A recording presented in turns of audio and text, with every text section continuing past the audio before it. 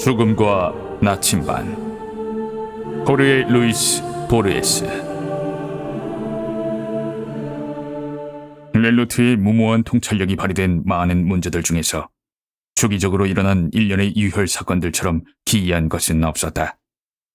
그 사건들은 유칼리 나무들의 영원한 향내에 묻혀있는 트리스트 르 로이 별장에서 절정에 이르렀다.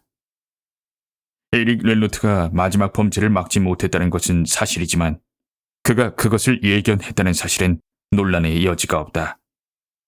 또 그는 야르몰린스키를 살해한 불운한 살인범의 정체를 예측하지 못했지만 연속적으로 일어난 사악한 범죄들의 비밀스러운 형태와 그런 범죄엔 또 다른 별명이 멋쟁이 샤를라흐인 레드 샤를라흐가 개입되어 있다는 것을 눈치챘다. 그 범죄자는 자기의 명예를 걸고 렐로트를 죽이겠다고 맹세했으나 렐로트는 그런 것에 한 번도 겁을 먹지 않았다. 렐로트는 자기 자신을 오기스트 뒤팽처럼 추리와 이성의 기계라고 믿고 있었지만 그의 내부엔 약간의 모험가 기질뿐 아니라 심지어 도박사의 기질도 있었다. 첫 번째 범죄는 호텔 뒤 노르에서 일어났다. 높은 호텔 건물은 사막의 색을 띤 물이 흐르는 강어기 위로 우뚝 솟아 있었다. 12월 3일, 그 고층 건물, 그러니까 정신병원의 혐오스러운 흰색과 번호가 새겨진 채 쭉 늘어선 간방, 그리고 매음굴의 일반적인 겉모습을 결합한 것으로 악명이 높은 건물엔 포돌스크에서 파견된 대표 마르셀로 야르몰린스키 박사가 제3차 탈무드 총회에 참석하기 위해 도착했다. 그는 희끗희끗한 턱수염을 기르고 있었고 눈 역시 회색이었다. 우린 그가 호텔 뒤 노르를 마음에 들어 했는지 절대로 알 수 없을 것이다. 그는 3년에 걸친 카르파티아 산맥에서의 전쟁과 3000년에 걸친 유대인 박해와 학살을 견뎠던 선조들처럼 체념하며 그 호텔방을 수락했다. 그에게 주어진 방은 알층에 있었다. 그곳은 갈릴리의 영주가 머물고 있던 호화찬란한 스위트룸 맞은편이었다. 야르몰린스키는 저녁을 먹고 처음 와본 도시를 살펴보는 일을 다음 날로 미루었다. 그러고 나서 그는 가져온 자기 저서 한 무더기와 귀중품 몇 가지를 벽장에 가지런히 정리하고 자정이 되기 전에 침실에 불을 껐다. 옆방에서 자고 있던 영주의 운전사가 그렇게 증언했다. 4일날 오전 11시 3분에 EDC 차이퉁의 편집 기자가 그에게 전화를 걸었다. 야르몰린스키 박사는 전화를 받지 않았다. 그는 그의 방에서 쓰러진 채 발견되었다. 얼굴은 이미 약간 변색되어 있었고 전라에 가까운 그의 몸은 시대에 한참 뒤처진 망토에 덮여 있었다. 그는 복도의 면한 방문에서 그리 멀지 않은 곳에 쓰러져 있었다. 깊게 찔린 차상이 그의 가슴을 가르고 있었다. 2시간 후 바로 그 방에선 기자들과 사진사들과 경찰들 사이에서 경찰국장 트레비 라누스와 렐로트가 차분하게 이 문제를 논의하고 있었다. 문제를 복잡하게 만들 필요는 없을 것 같네. 트레비 라누스는 위풍당당한 시가를 머리 위로 쳐들면서 말했다. 다들 갈릴리의 영주가 세상에서 가장 훌륭한 사파이어들을 가지고 있다는 사실을 알고 있어. 누군가가 그것을 훔치려고 하다가 실수로 이 방에 들어왔을 거야. 그러자 야르몰린스키가 잠에서 깨었고 도둑은 그를 죽일 수밖에 없었어. 자넨 어떻게 생각하나? 있을 수 있는 이야기지만 재미는 없군요. 렐로트가 대답했다. 당신은 현실이 재미있어야 할 필요는 조금도 없다고 말씀하시겠죠. 하지만 전 현실이 재미있어야 할 필요는 없다 해도 추리만큼은 그래서는 안 된다고 말씀드리고 싶습니다. 당신이 이곳에서 급히 만든 가정엔 우연히 지나치게 많이 개입되어 있습니다. 여기에서 우린 죽은 라삐를 보고 있습니다. 따라서 전 상상 속의 도둑이 저지른 상상 속의 실패가 아니라 순전히 라삐에 어울리는 설명을 채택하고 싶습니다. 그러자 트레빌라누스는 불쾌한 얼굴로 대꾸했다. 난 라삐에 어울리는 설명 따윈 관심이 없어. 내 관심사는 이 알려지지 않은 인물을 칼로 찌른 범인을 체포하는 것뿐이야. 아주 알려지지 않은 사람은 아니에요. 렐로트가 트레빌라누스의 말을 바로잡았다. 여기에 그의 전집이 있군요. 그는 옷장 선반에 한 줄로 나란히 꽂혀있는 길쭉한 책들을 가리켰다.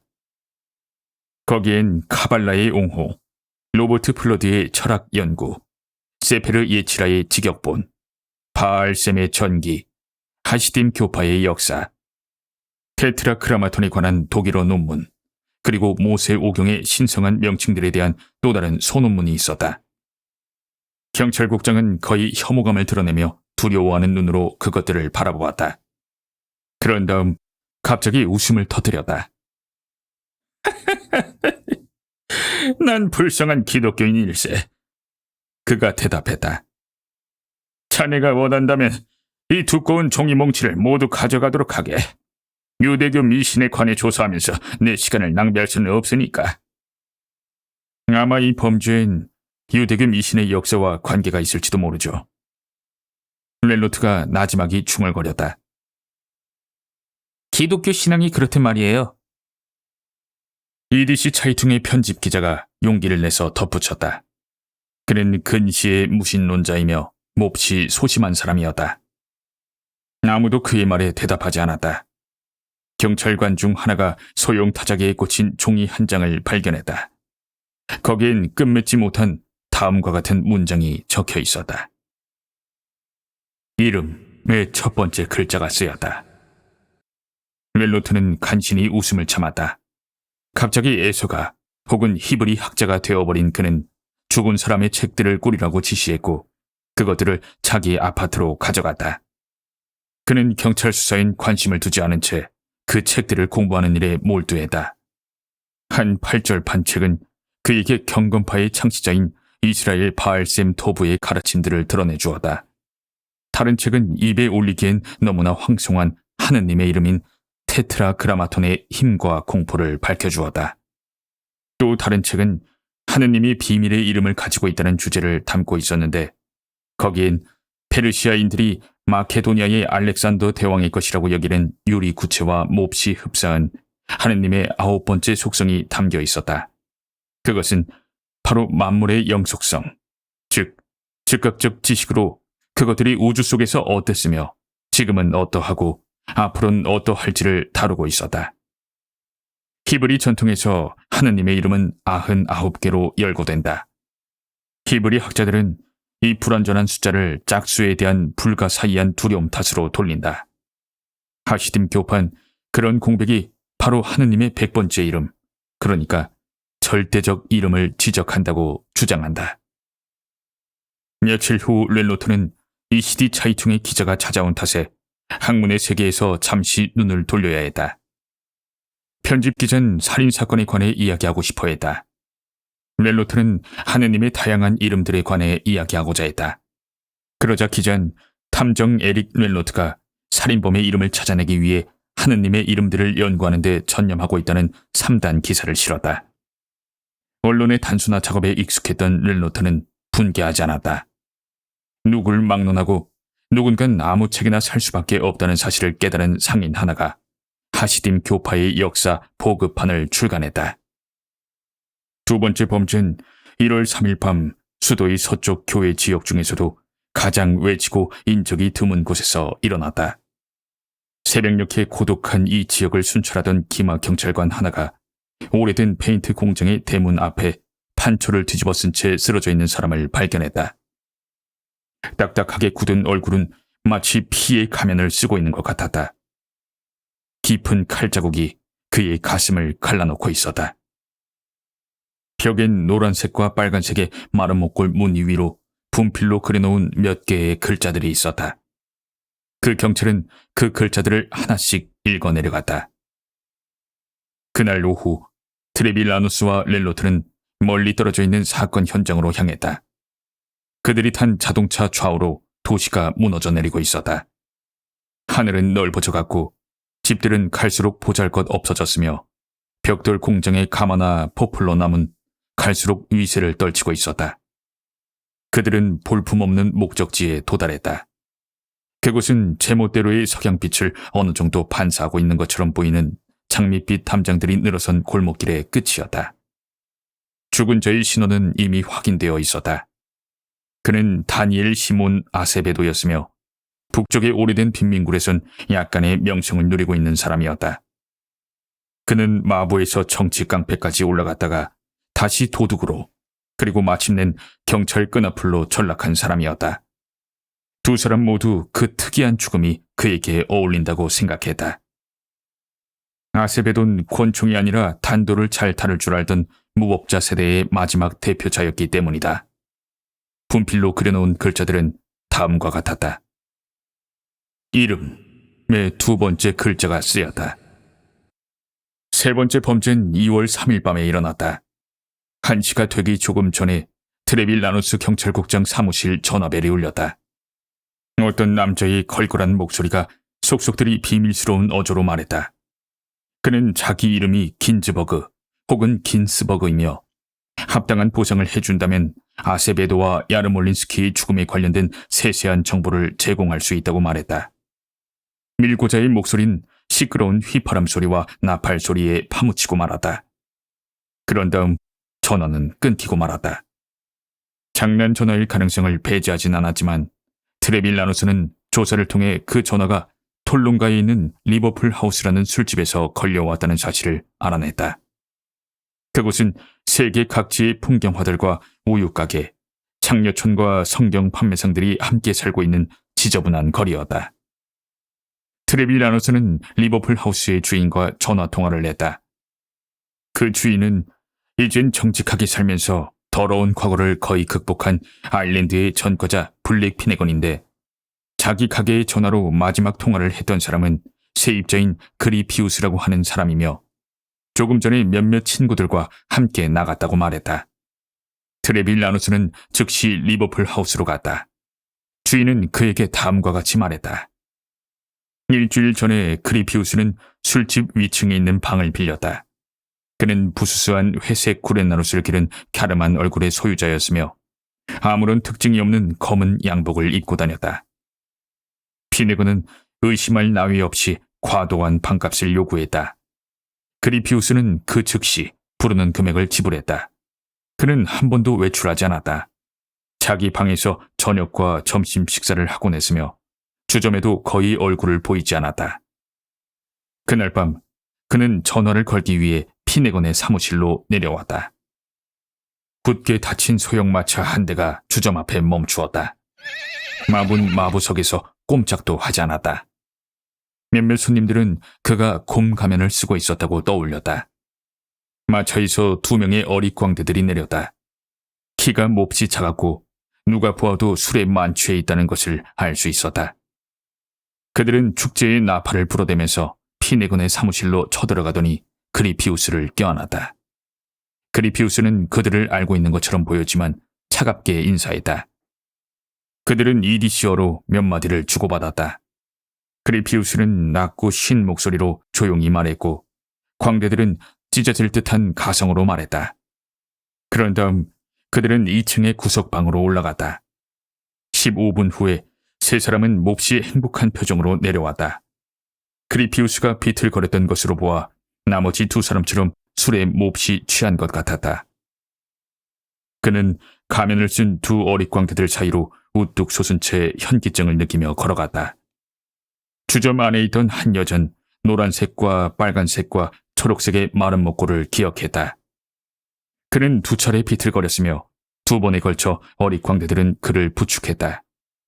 세 사람은 마차에 올라타더니 직사각형 모양으로 횟수를 차단하고 있는 인근 방파제 쪽으로 자취를 감추었다. 그러나 그가 마차의 발판을 밟자마자 마지막 어릿광대가 술집 입구에 있는 칠판에 음탕한 그림 하나와 문장 하나를 휘갈겨 썼다. 트레빌 라누스는 그 문장을 보았다. 거의 예측 가능했던 그 문장은 다음과 같았다. 이름의 마지막 글자가 쓰였다. 그런 다음 트레빌 라누스는 그리피우스 긴스버그의 작은 방을 조사했다. 바닥엔 생뚱맞은 핏방울 하나가 있었다. 구석구석마다 헝가리 산 담배꽁초들이 남아있었다. 옷장엔 손으로 쓴 주석이 달린 라틴어 서적, 레우스덴의 히브리 그리스 문헌 학자들이 한 권 있었다. 트레빌 라누스는 환한 얼굴로 그것을 들여다보더니 렐로트를 찾아오라고 했다. 렐로트는 모자도 벗지 않은 채 그 책을 읽기 시작했으며 그동안 경찰국장은 일어났을 수도 있는 납치에 관해 서로 다른 증언들을 하고 있는 목격자들을 신문했다. 4시에 그들은 밖으로 나왔다. 꾸불꾸불한 툴롱가로 나와서 새벽거리에 축 늘어진 장식끈들과 색종이 조각들을 밟으면서 트레비 라누스가 말했다. 오늘 밤의 이야기가 위장극이라면 어떻게 하겠나? 에릭 렐로트는 미소를 짓고서 근엄한 목소리로 히브리 그리스 문헌학자들의 33번째 논지 중에 한 구절을 읽었다. 유메우 디힘 샤크마 시키아베 아더 시키알레모 호앗. 그가 덧붙였다. 이 말은 유대인의 하루는 해질녘에 시작해서 다음날 해질녘까지 계속된다는 뜻이죠. 그러자 형사가 빈정거리려고 했다. 그 정보가 바로 오늘 자네가 찾아낸 가장 중요한 것이라는 건가? 아닙니다. 가장 중요한 것은 긴즈버그가 했던 한마디 말이죠. 석간신문들은 주기적으로 일어난 살인사건들을 그냥 넘어가지 않았다. 칼의 십자가이선 그런 사건들을 최근에 있었던 밀교 총회에서 보여준 경탄할 만한 규율과 질서와 대비시켰다. 순교자의 에른스트 팔라스트는 3달에 걸쳐 3 유대인이 목숨을 잃었다. 이렇게 비밀리에 조금씩 자행되는 유대인 학살 사건에 대한 조사는 참을 수 없이 지연되고 있다라고 비난을 퍼부었다. 이디시 차이퉁은 비록 통찰력 있는 많은 사람들이 이런 세계의 미스터리에 대해 다른 해답이 존재할 거라고 인정하지 않고 있긴 하지만 반유태주의자들의 음모일 것이라는 무시무시한 가정에 대해선 부정했다. 남부의 가장 유명한 총잡이인 멋쟁이 레드 샤를라흐는 자기 구역에선 그런 범죄가 절대로 일어나지 않을 거라고 장담하면서 프란츠 트레비 라누스 국장의 직무 태만을 고발했다. 3월 1일 밤 트레비 라누스는 봉해져 있는 아주 인상적인 봉투를 받았다. 그는 봉투를 열었다. 봉투 안엔 바리흐 스피노자라고 서명된 편지 한 장과 베데커 여행 안내소에서 오르낸 것이 틀림없는 세밀한 도시 지도가 들어있었다. 편지는 3월 3일엔 4번째 범죄가 일어나지 않을 것인데 그것은 서쪽의 페인트 공장, 툴룬가의 술집, 그리고 호텔 뒤노르가 신비적인 정삼각형을 이루는 완전한 새 점들이기 때문이라고 밝히고 있었다. 지도인 붉은색 잉크로 균형을 이룬 삼각형이 정확히 그려져 있었다. 트레비 라누스는 체념한 듯한 표정으로 기하학에 의거한 논거를 읽고서 그 편지와 지도를 의심의 여지 없이 이런 미친 짓에 관심을 보일 렐로트의 집으로 보냈다. 에릭 렐로트는 지도와 편지를 연구했다. 실제로 세 지점은 똑같은 거리를 두고 있었다. 시간적인 대칭 12월 3일, 1월 3일, 2월 3일. 또한 공간적인 대칭. 그는 불현듯 자신이 미스터리를 해독할 찰나에 있다는 것을 알았다. 그 급작스러운 영감을 완결되게 해준 것은 컴퍼스와 나침반이었다. 그는 미소를 짓고서 얼마 전에 배운 테트라그라마톤이란 단어를 말해보았다. 그런 다음 트레비 라누스 국장에게 전화를 걸어서 이렇게 말했다. 어젯밤에 보내주신 정삼각형에 감사를 드려야겠군요. 그것 덕택에 이 문제를 풀게 되었으니까요. 내일 금요일에 범인들은 감옥에 있게 될 겁니다. 우린 이제 마음 편히 쉴 수 있을 거예요. 그렇다면 그들이 4번째 범죄를 계획하고 있지 않단 말인가? 4번째 범죄를 계획하고 있기 때문에 바로 그렇다는 거죠. 멜로트는 전화를 끊었다. 1시간 뒤 그는 남부 철도 회사의 기차를 타고 버려진 트리스트 르로이 별장을 향해 가고 있었다. 내가 이야기하는 도시의 남쪽엔 흙탕물이 느릿느릿 흘러가는 개천이 하나 있다. 그 개천은 무도질 공정의 지독한 오수와 오물로 뒤덮여 있기로 유명했다. 그 강 건너편엔 공장들로 가득한 변두리가 있는데 그곳엔 바르셀로나 출신인 두목의 비호 아래 총잡이들이 득실거렸다. 렐로트는 가장 유명한 총잡이인 레드 샤를라흐가 이런 비밀스러운 방문을 알아내기 위해서라면 무슨 일이라도 했을 것이라고 생각하고 슬며시 미소를 지었다. 아세베도는 샤흘라흐 일당 중에 하나였다. 렐로트는 희미한 가능성이긴 하지만 샤를라흐가 네 번째 희생자일지도 모른다고 생각했다가 이내 고개를 가로저었다. 사실상 그는 문제를 해결했다. 단순한 정황들. 그러니까 현실은 이제 별로 관심의 대상이 아니었다. 그는 산책하고 싶었고 책상에 앉아서 버린 석 달간의 수사에서 벗어나 푹 쉬고 싶었다. 그는 연쇄살인에 대한 설명이 미지의 삼각형과 회색 먼지가 쌓인 어느 그리스어 단어 속에 담겨 있다고 생각했다. 그러면서 미스터리는 이제 거의 투명해졌다고 여겼다. 그는 이까진 일에 100일이란 시간을 허비했다는 사실이 창피했다. 기차가 조용한 화물역에 멈추었다. 렐로트는 내렸다. 너무나 황량해서 마치 새벽처럼 보이는 저녁이었다. 음산한 평원의 공기는 축축했고 차가웠다. 렐로트는 들판을 지나 걷기 시작했다. 그는 개들을 보았고 끝이 막힌 철길 위에 있는 화차 하나를 보았고 지평선을 바라보았다. 그리고 웅덩이에 더러운 물을 마시고 있는 은색의 말 한 마리를 보았다. 트리스트 르로이 별장의 사각형 막루를 발견했을 땐 이미 땅거미가 지고 있었다. 별장을 둘러싸고 있는 유칼리 나무들처럼 막루는 우뚝 솟아 있었다. 그러자 하나의 새벽 노을과 저녁 노을만이 태고로부터 온 동쪽의 빛과 서쪽의 또 다른 빛이 하느님의 이름을 찾는 사람들이 그토록 염원하던 시간에서 자기를 분리시키고 있다는 생각이 머리를 스쳤다. 녹슨 울타리가 별장의 들쭉날쭉한 주변으로 세워져 있었다. 정문은 잠겨 있었다. 그 안에 들어갈 수 있으리란 기대를 별반 하지 않고 렐로트는 주위를 한 바퀴 빙 돌았다. 다시 난공불락의 정문 앞에 서게 되자 렐로트는 거의 기계적으로 대문 창살 사이로 손을 집어넣었고 이내 빗장에 닿았다. 삐걱거리던 쇠소리가 그를 놀라게 했다. 힘겹게 복종하면서 대문이 활짝 열렸다. 유칼리 나무들 사이로 렐로트는 앞으로 나아갔다. 그는 언제부터 쌓여 있었는지 짐작하기 힘든 뻣뻣하고 부서진 낙엽 위를 걸었다. 가까이에서 보자 트리스트 르로이 별장 건물은 의미 없는 대칭들과 강박적인 반복으로 가득했다. 음산한 벽감에 놓인 싸늘한 디아나 여신상은 두 번째 벽감에 있는 또 다른 디아나 여신상과 똑같았다. 한 발코니는 또 다른 발코니에 반영되어 있었다. 이중 계단은 두 개의 난간을 따라 뻗어 있었다. 두 개의 얼굴을 가진 헤르멧은 흉측한 그림자를 드리우고 있었다. 렐로트는 별장 주위를 둘러보았던 것처럼 집 주위를 둘러보았다. 그는 모든 것을 살펴보았다.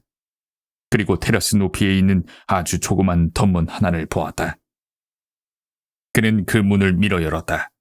몇 개의 대리석 계단이 지하실로 향하고 있었다. 건축가의 취향을 이미 파악한 렐로트는 지하실의 반대쪽 벽에도 또 다른 층계가 있을 것이라고 짐작했다. 그는 층계를 찾아서 올라갔고 손을 들어 마루의 뚜껑문을 열었다. 밝은 빛이 그를 창가로 안내했다. 그는 창문을 열었다. 노랗게 차오른 달이 쓸쓸한 정원 안에 낙엽 쌓인 두 개의 분수를 또렷이 비치고 있었다. 렐로트는 집을 조사했다. 식당에 딸린 결방들과 복도를 지나자 그는 똑같이 생긴 정원들 혹은 여러 차례 동일한 정원으로 나왔다. 그는 먼지가 쌓인 계단을 따라 큰 방에 붙은 원형의 대기실로 올라갔다. 서로 마주보고 있는 거울 속에서 그는 무한히 증식되었다. 그는 반쯤 혹은 활짝 열린 창문들에 짜증이 났다. 밖으론 서로 다른 높이와 각도에서 바로 그 고적한 정원을 그에게 드러내주고 안으론 누런 덮개에 덮인 가구와 모슬린이 드리워진 샹들리에를 보여주는 창문이었다. 그때 한 침실이 그의 걸음을 멈춰 세웠다. 거기엔 도자기 꽃병에 꽂힌 단 한 송이의 꽃만 있었다. 그의 손이 스치자마자 오래된 꽃잎들이 부서져 버렸다. 그는 2층의 마지막 침실에 이르자 집이 무한하며 커져가고 있다는 생각이 들었다. 그리 넓은 집은 아니야. 그는 생각했다. 어둠과 대칭, 거울과 수많은 세월, 나의 무지와 고독감 때문에 더 넓게 보이는 거야. 그는 나선 층계를 올라 막루에 도착했다. 그날 저녁에 달이 마름모 형태의 창유리를 비추고 있었다. 창유리들은 노란색과 빨간색과 초록색을 띠고 있었다. 그때 놀라우면서도 혼란스러운 추억 하나가 그의 발걸음을 세웠다. 거칠고 건장하며 땅딸막한 두 사내가 그를 덮치곤 무장해제시켰다. 키가 매우 큰 또 다른 사람 하나가 그에게 엄숙하게 인사하고서 이렇게 말했다. 친절하기 짝이 없는 분이시구만. 하룻밤과 낮을 절약시켜 주었으니까 말이야. 레드 샤를라흐였다. 남자들이 렐로트의 손을 묶었다. 마침내 렐로트가 목소리를 되찾았다. 샤를라흐, 당신도 비밀의 이름을 찾고 있나? 샤를라흐는 태연하게 계속 서 있었다. 그는 그 짧은 몸싸움에 참여하지 않았다. 나중에야 마지못해 손을 내밀어 렐로트의 권총을 건네받았을 뿐이었다. 그가 입을 열었다. 렐로트는 그의 목소리에서 피로에 젖은 승리감, 우주의 크기만 한 증오, 그리고 그 증오보다 작지 않은 슬픔을 감지했다. 아니, 샤를라흐가 말했다. 난 그보다 더덥고 사라지기 쉬운 것을 찾고 있어. 바로 에릭 렐로트를 찾고 있지. 3년 전 툴롱가에 있는 어느 도박장 소굴에서 바로 당신이 내 동생을 체포해서 감옥에 쳐넣었어. 내 부하들과 마차의 단체로 벌어진 경찰과의 총격전에서 난 배에 총 한 방을 맞았어. 아흐레의 낮과 아흐레의 밤 동안 난 이 대칭형의 을신연스러운 별장에서 사경을 헤맸지. 고열에 시달렸고 석양과 여명을 바라보고 있는 두 얼굴의 가증스러운 야누스가 내가 헛소리를 할 때뿐만 아니라 잠을 이루지 못할 때에도 두려움과 공포를 선사했지. 내 몸이 지긋지긋하게 느껴질 정도였어. 2개의 눈, 2개의 팔, 2개의 폐가 2개의 얼굴만큼 기괴하다고 느낄 지경이었어. 아일랜드 사람 하나가 날 기독교로 개종시키려고 하더군. 그는 나를 향해 기독교인의 금원인 모든 길은 로마로 통한다라는 말을 몇 번이고 반복했어. 밤이면 내 선망은 그 은유를 자양분으로 섭취했지. 난 세상의 하나의 미로이며 거기에서 도망칠 수 없다는 느낌에 사로잡혔어. 북쪽으로 가는 척하든 남쪽으로 가는 척하든 모든 길은 사실상 로마로 돌아오게 되어 있었으니까. 또한 그 미로는 내 동생이 신음하고 있는 사각형의 감방이고 트리스트 르로이 별장이기도 했지. 그런 밤들을 보내는 동안 난 두 얼굴로 바라보는 신과 열병과 거울을 관장하는 그 모든 신들에게 내 동생을 구속시킨 자 주변에 미로를 짜겠다고 맹세를 했어. 난 그 미로를 짰고 그것은 굳건히 서 있네. 그 재료는 죽은 이교 연구자 하나, 나침반 1개, 18세기의 어느 교파, 그리스어의 한 단어, 단도, 페인트 공정의 마른 목걸일세. 1년의 사건들 중 첫 번째는 아주 우연한 기회에 내게 다가왔어. 난 아벨세도를 포함한 몇몇 동료들과 함께 갈릴리 영주의 사파이어를 훔칠 계획을 짰거든. 그런데 아벨세도가 우릴 배신한 거야. 그는 우리가 선금으로 준 돈을 가지고 술에 취해선 전날 밤에 일을 벌였어. 그는 넓은 호텔 안에서 길을 잃었지.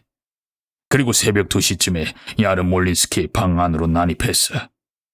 불면증을 겪던 그 남자는 그때 글을 쓰기 시작하고 있었던 차였지. 그런데 우연하게도 그가 쓰던 글인지 주석인지가 바로 하느님의 이름에 대한 것이었어. 그는 이미 이름의 첫 번째 글자가 쓰였다 라는 말을 쓴 상태였지. 아세베돈 그에게 소리내지 말라고 위협을 했어. 야르몰린스키는 비상벨을 누르기 위해 손을 뻗었는데 그걸 눌렀다면 호텔에 있는 모든 경비원들이 깨어났을 거야. 아세베돈 그의 가슴에 칼을 한 번 찔렀지. 그건 거의 반사적인 행동이었다네. 반세기 동안을 폭력과 함께 살아온 사내였으니까 가장 쉽고 확실한 방법은 죽이는 것이란 사실을 터득하고 있었던 거야. 열흘 후에 난 EDC 차이통에서 당신이 야르몰린스키의 저작들에서 그의 죽음에 관한 열쇠를 찾고 있다는 사실을 알게 됐지. 난 하시딤 교파의 역사를 읽었어. 하느님의 이름을 말하는 것에 대한 경외감이 하느님의 이름을 전지전능하며 깊이 숨겨져 있다는 교리를 탄생시켰다는 사실을 알게 된 거지. 난 그 비밀스러운 하느님의 이름을 찾던 몇몇 하시딤 교도들이 인간을 제물로 바치기도 했다는 것을 알게 됐어. 난 당신이 하시딤 교도들이 랍비를 희생 제물로 삼았다고 추측하고 있음을 알았지. 그래서 그런 추측이 옳다는 근거를 제시하기 위해 전념했던 거야. 마르셀로 야르몰린스킨 12월 3일 밤에 죽었어. 두 번째 제물을 위해 난 1월 3일을 택했지. 야르몰린스킨 북쪽에서 죽었잖아. 두 번째 제물은 서쪽에서 죽는 것이 좋겠다고 우린 생각했던 거야. 다니엘 라세베도는 선택의 여지가 없는 희생물이었어. 그는 죽어도 할 말 없는 작자였거든. 그는 충동적으로 행동했고 배신을 저질렀어. 또한 그가 체포되는 날이면 모든 계획이 수포로 돌아갈 수도 있었지. 우리 동료 중에 하나가 그를 칼로 찔렀네. 그리고 그의 시체를 첫 번째 시체와 연결시키기 위해서 난 페인트 공장의 마른 목골 무늬 위에 이름의 두 번째 글자가 쓰였다라고 적어놓았지. 세 번째 범죄는 2월 3일에 이루어졌어. 트레빌라누스가 추측했던 대로 그것은 순전히 위장극이었지. 그리피우스 긴스버그 혹은 그리피우스 긴즈버그는 바로 나라네. 난 둘론가의 빙퉁그러진 골방에서 끝없이 느껴지던 일주일을 보냈어. 그 기간이 끝나자 내 친구들이 날 납치했지. 마차의 발판에서 그들 중에 하나가 기둥에 이름의 마지막 글자가 쓰였다라고 적었지. 그 글은 일련의 살인사건이 3개로 이루어졌다는 사실을 널리 알렸어. 적어도 신문 독자들은 그렇게 이해했겠지.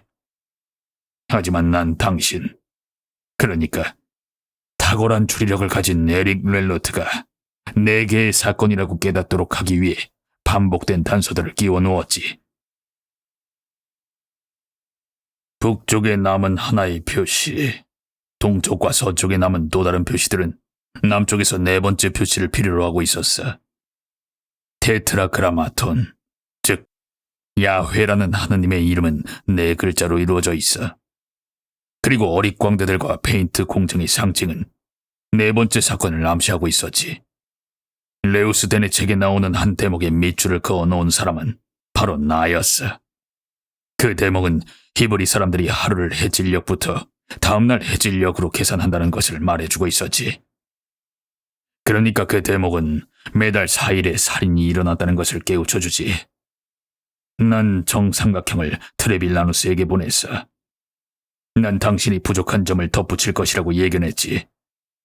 완전한 마른 목골을 만들어줄 점, 죽음이 당신을 기다리는 정확한 장소를 분명하게 보여주는 점을 말이야. 에릭 렐로트, 난 당신을 고독한 트리스트 르로이 별정으로 유인하기 위해서 이 모든 것을 꾸몄던 거야. 렐로트는 샤를라의 시선을 피했다. 그는 나무들과 하늘을 바라보았다. 그것들은 애매한 노란색과 초록색, 그리고 빨간색의 마른 목골로 나뉘어져 있었다. 그는 약간의 한기와 비정하고 정체를 파악하기 어려운 모종의 회한을 느꼈다. 벌써 밤이 되어 있었다. 먼지투성이 정원에서 새 한 마리의 부질없는 울음소리가 올라왔다. 마지막으로 렐로트는 대칭적이며 주기적인 죽음의 문제에 대해 곰곰이 생각했다. 당신의 미로에 있는 세계에서는 너무 많아. 마침내 그가 말했다. 난 단 하나의 직선으로 된 그리스의 어느 미로에 대해 알고 있어.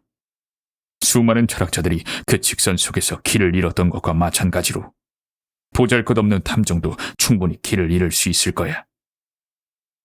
샤를라, 만일 또 다른 삶에서 당신이 날 사냥하게 된다면 A라는 곳에서 첫 번째 범죄가 일어난 척하게.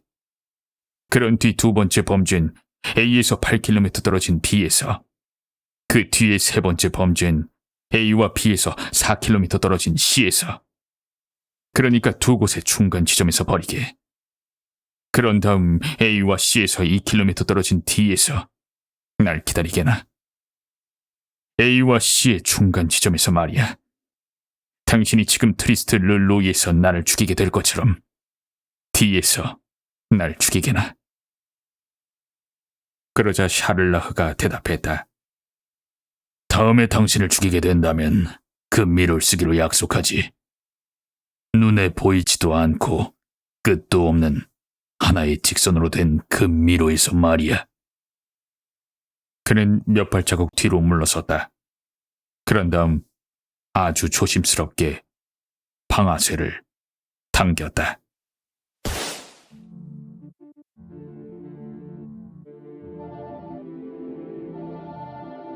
죽음과 나침반.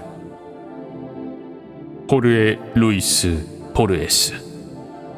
오늘 밤 책 한 잔.